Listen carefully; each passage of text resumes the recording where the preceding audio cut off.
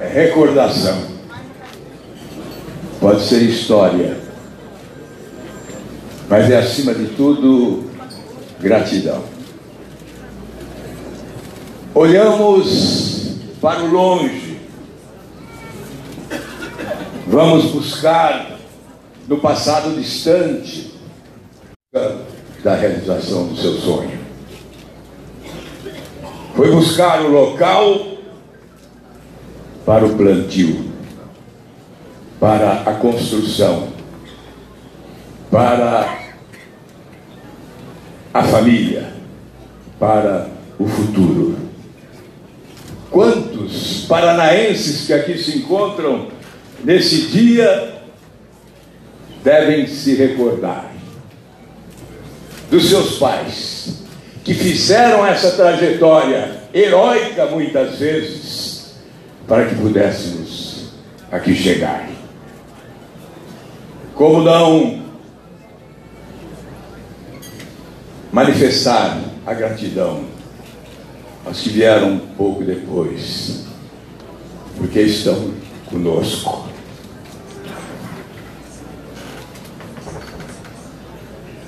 Os que vieram para caminhar ao nosso lado e que caminham ao nosso lado, a nossa família. Aniversariante da semana, a Débora, as minhas homenagens.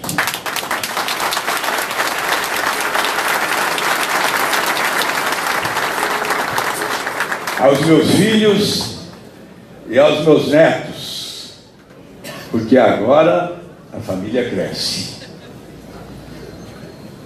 Mas a homenagem a todos aqueles que são, na militância política, responsáveis por esse momento. Aqueles que construíram as estradas pelas quais caminhamos, carregando os nossos sonhos e as nossas esperanças de construirmos juntos a grande nação que todos nós merecemos.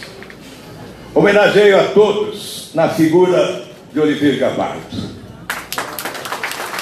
A todos, de todos os partidos, de todas as siglas, de todos os movimentos, aqueles que agora se abraçam, eu espero seja este o abraço da vitória do Paraná na direção do Palácio do Planalto.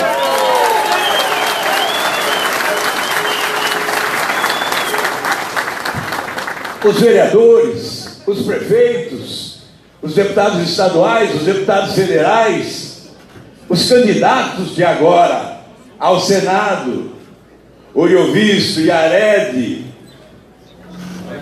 Alex Canciani e todos os outros, que certamente se somarão a todos os partidos. Eu vejo muitos aqui, me perdoem não citar nomes, os ex-governadores. Há uma seleção de ex-governadores do Paraná se integrando nesse momento, superando divergências passadas, divergências presentes. Essa militância política paranaense dá o exemplo da unidade, da coesão, a coesão que necessitamos para construir o futuro do Brasil. Cito sim os ex-governadores João Elísio, Mário Pereira e Orlando Petrucci. Muito obrigado pela presença e pelo apoio, pela construção desta unidade. Mas eu não posso deixar de homenagear aqueles que desenharam o nosso percurso, o nosso itinerário nas sombras do seu anonimato. Passa pela minha memória nesse momento imagens das grandes concentrações populares desse estado, dos grandes comícios com a população pobre, com os trabalhadores, com rostos marcados pelo tempo, com mãos calejadas pelo esforço do dia a dia,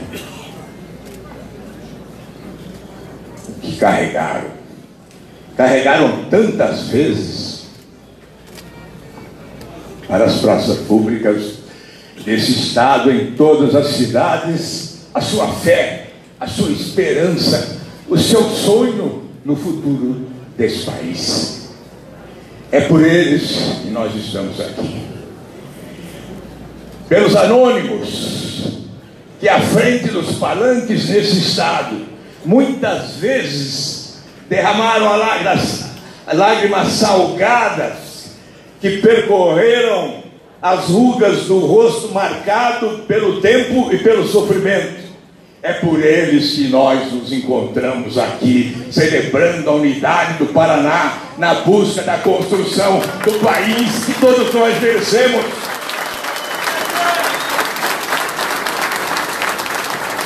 Chegamos até aqui, para onde vamos? Certamente a busca do nosso destino.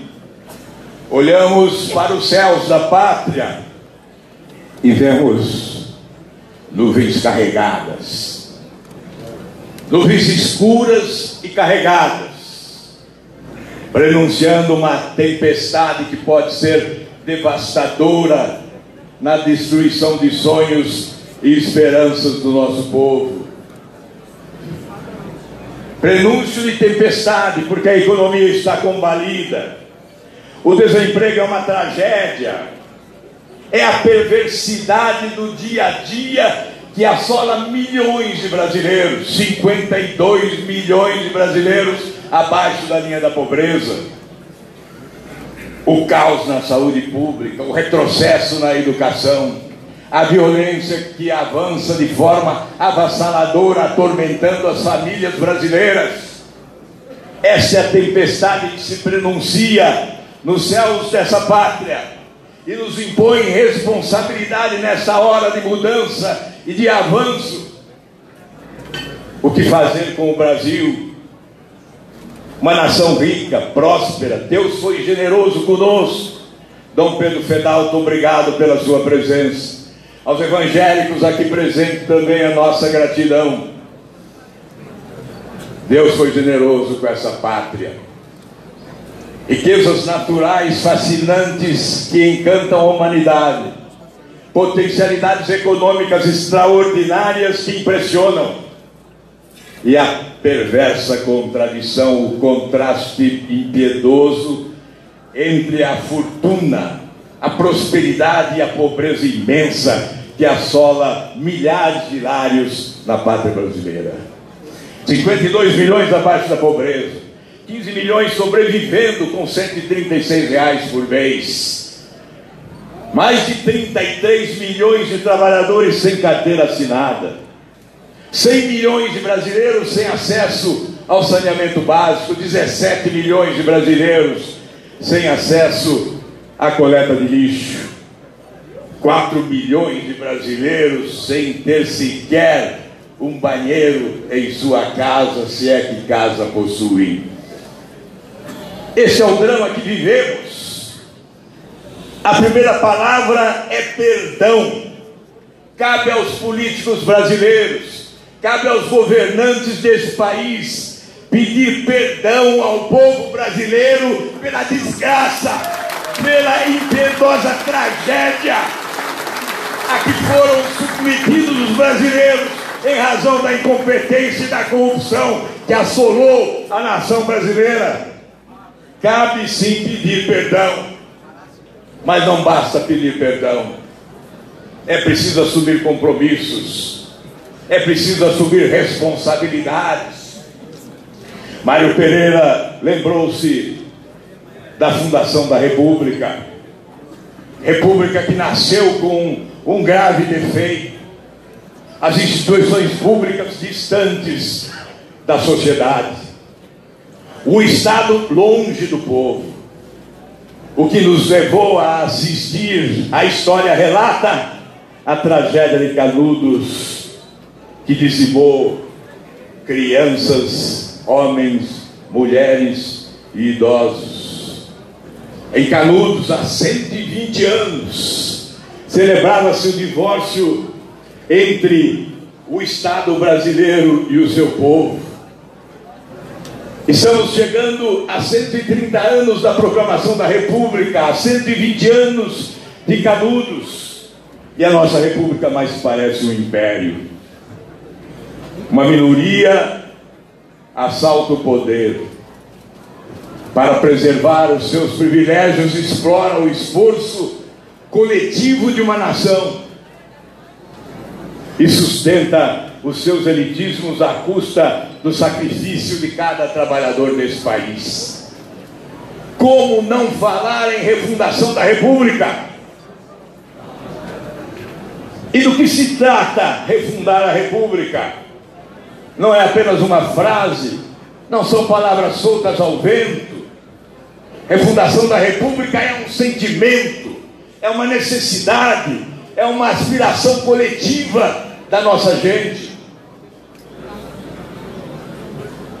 Reconstruir a República significa elaborar leis em defesa do bem, elaborar leis para o combate, o julgamento e a condenação do mal. Mas o que ocorre hoje é que elaboramos leis supostamente em defesa do bem. Muitas vezes elaboramos mal. Outras vezes até elaboramos bem, mas as ignoramos. Ou então as interpretamos ao sabor das conveniências circunstanciais e pessoais. Isso não é república. A república se constrói sobre leis a serem respeitadas por todos, e num cenário onde todos possamos ser iguais perante a lei. Só assim podemos olhar para nós mesmos, olhar para as nossas crenças, olhar para as nossas instituições e olhar para o futuro desse país, que há de ser construído, sim, que há de ser buscado a qualquer preço. Aqui nós temos o cenário que desejamos para o Brasil.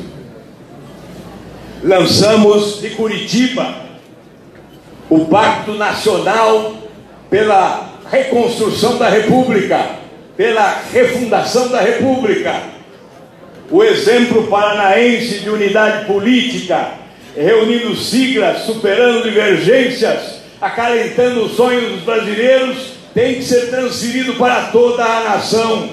Nós queremos realizar um governo suprapartidário, que some as forças vivas da nacionalidade, que integre, que some os políticos de bem de todas as siglas, excluindo aqueles que jogam no time do quanto pior, melhor, ou excluindo aqueles que alimentam o embornal da corrupção. Porque a divisão que queremos, a divisão que temos verdadeiramente, não é a divisão entre os extremos. Essa divisão não soma, não constrói, não promove avanço, não moderniza, não realiza a felicidade de ninguém. O que nós temos que separar não é esquerda e direita. Nós temos que separar honestos de desonestos na construção do caminho que queremos percorrer.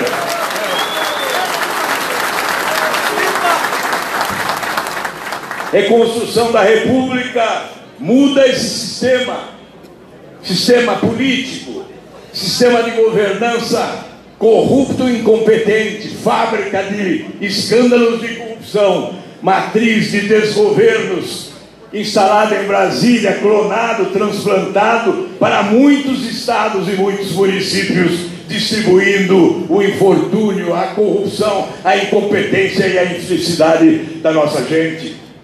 Eu não acredito que esse país possa avançar, possa ostentar índices de crescimento econômico compatíveis com as suas potencialidades, se esse sistema prevalecer.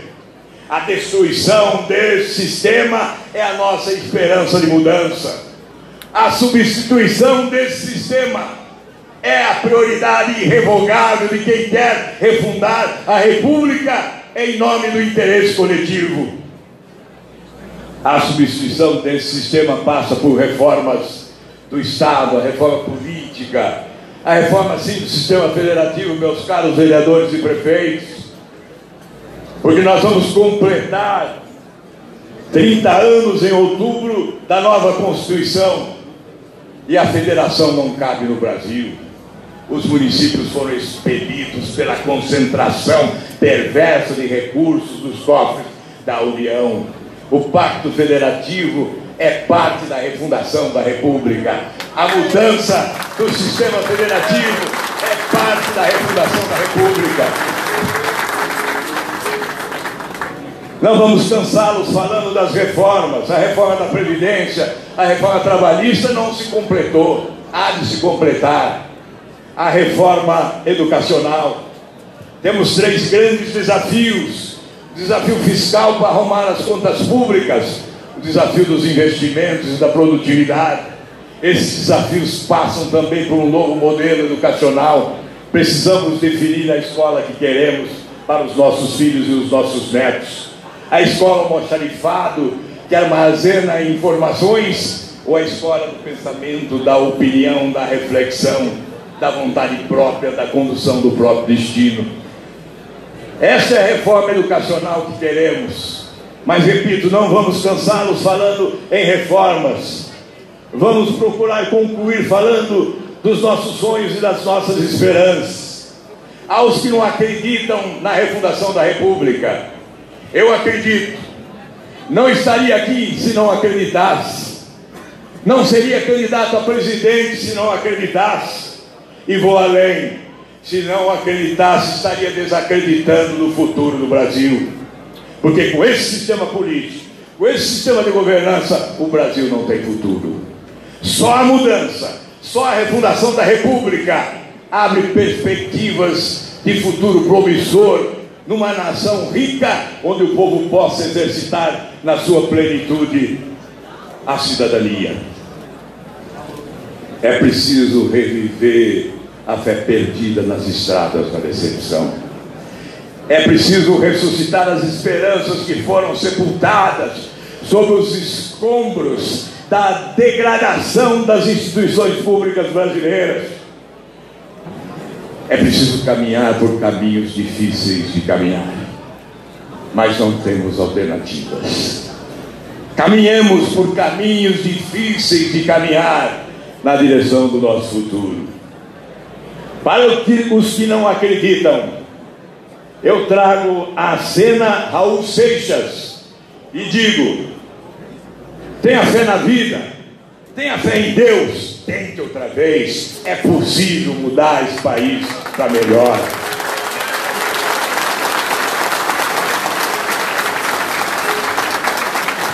A gratidão, o compromisso, o sonho e a esperança, a construção da unidade, a busca de coesão nacional, a arrumação do que está desarrumado, a reabilitação do sonho do povo de viver numa grande nação, uma nação próspera, justa, fraterna, solidária e cristã. E para concluir, Dom Pedro Fedal, os evangélicos aqui presentes, aqueles que acreditam em Deus como eu acredito em Deus. Muito bem.